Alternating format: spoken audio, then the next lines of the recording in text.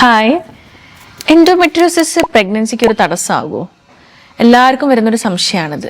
അപ്പോൾ ഇന്നത്തെ വീഡിയോയിൽ എൻഡോമെട്രിയോസിസിനെ പറ്റിയിട്ടാണ് ഞാൻ പറയുന്നത്. ഞാൻ doctor Hiba Nasar, senior homeopathy consultant, Olive homeopathy, Kesheri, Malappuram. എൻഡോമെട്രിയോസിസിനെ പറ്റി പറയുന്നതിന് മുന്നേ ആദ്യം എന്താണ് ഒരു നോർമൽ മെൻസ്ട്രേഷൻ അല്ലെങ്കിൽ നോർമൽ പ്രഗ്നൻസി എങ്ങനെയാണ് സംഭവിക്കുന്നത്? ഫീമെയിൽ റീപ്രൊഡക്റ്റീവ് ഓർഗൻസിൽ മെയിനായിട്ട് വരുന്നതാണ് യൂട്രസ്, 2 ഓവറി, പിന്നെ യൂട്രസിനും ഓവറിനെ കണക്ട് ചെയ്യുന്ന 2 ട്യൂബുകൾ, ഫെലോപ്പിയൻ ട്യൂബ്. യൂട്രസിന്റെ ഏറ്റവും ഉള്ളിലത്തെ ലൈനിങ് ആണ് എൻഡോമെട്രിയം.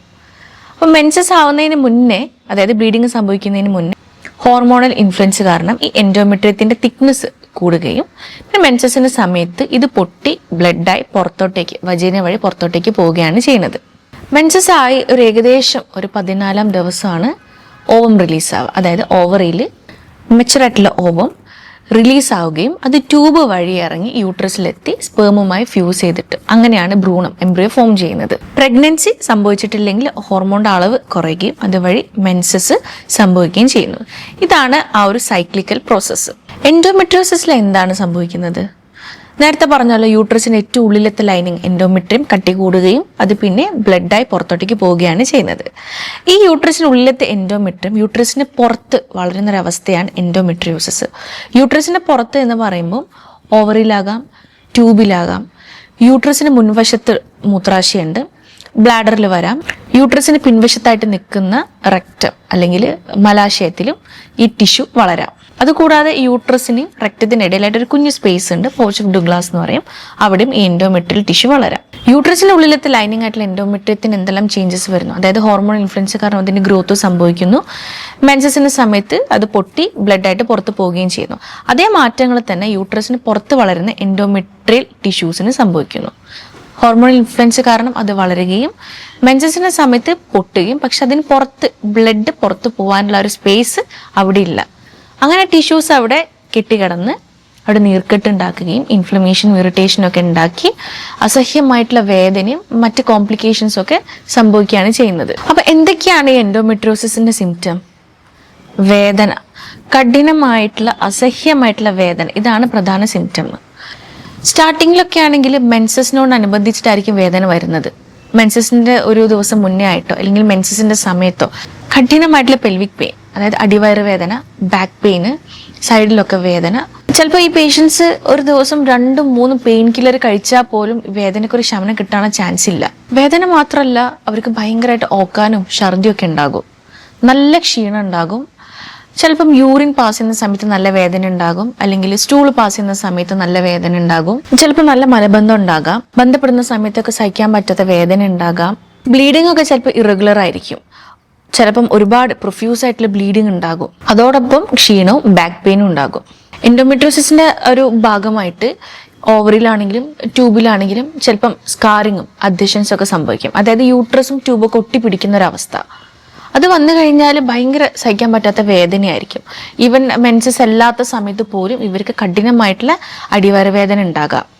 യൂട്രസോ ട്യൂബോ അല്ലെങ്കിൽ ഓവറിലൊക്കെ എന്തെങ്കിലും റിമൂവ് ചെയ്യാനായിട്ട് സർജറി ഇടയ്ക്കിടയ്ക്ക് ചെയ്യുന്ന ആളുകളിലും ഇതേപോലെ അഡ്ഹഷൻസും അല്ലെങ്കിൽ ഒട്ടിപ്പിടിക്കുന്ന ഒരു അവസ്ഥയൊക്കെ വരാം. എങ്ങനെയാണ് അപ്പോൾ ഈ എൻഡോമെട്രിയോസിസ് പ്രഗ്നൻസിക്ക് ഒരു തടസ്സമാവുന്നത്? ഈ എൻഡോമെട്രിയോട്ടിക് സിസ്റ്റ് ഓവറിലാണ് ഉണ്ടാകുന്നതെങ്കിൽ അവിടെ ഓവം മെച്ചുറേഷൻ അത് തടസ്സമാവുകയും പ്രോപ്പറായിട്ട് ഓവുലേഷൻ അവിടെ സംഭവിക്കുകയും ചെയ്യില്ല.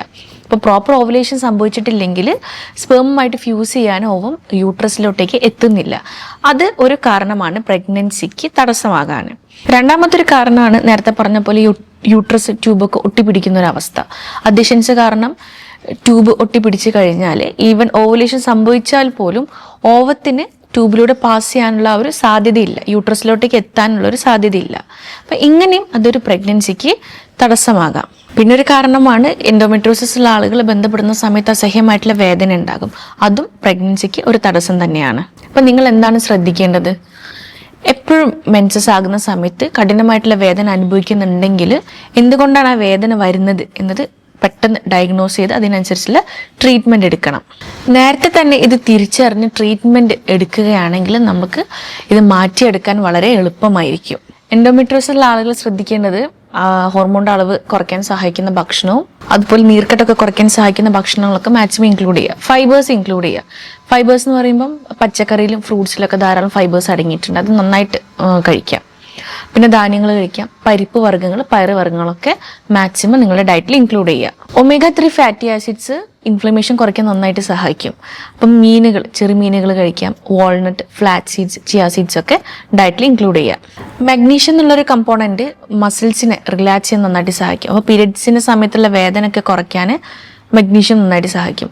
മഗ്നീഷ്യം അടങ്ങിയിട്ടുള്ള ഭക്ഷണം നന്നായിട്ട് കഴിക്കുക, അതായത് ഗ്രീൻ ലീഫി വെജിറ്റബിൾസ്, ബദാം കഴിക്കുക നന്നായിട്ട്, പംകിൻ സീഡ്സ്, ഷെൽഫിഷ് ഒക്കെ കഴിക്കുക. ഇനി നിങ്ങൾ ഒഴിവാക്കേണ്ട ഭക്ഷണം പ്രോസസ്ഡ് ആയിട്ടുള്ള ഫുഡ്, അതായത് നിങ്ങൾ ഒഴിവാക്കേണ്ട ഭക്ഷണം കൊഴുപ്പടങ്ങിയിട്ടുള്ള ഭക്ഷണം, പൊരിച്ച ഭക്ഷണങ്ങളൊക്കെ മാക്സിമം ഒഴിവാക്കുക.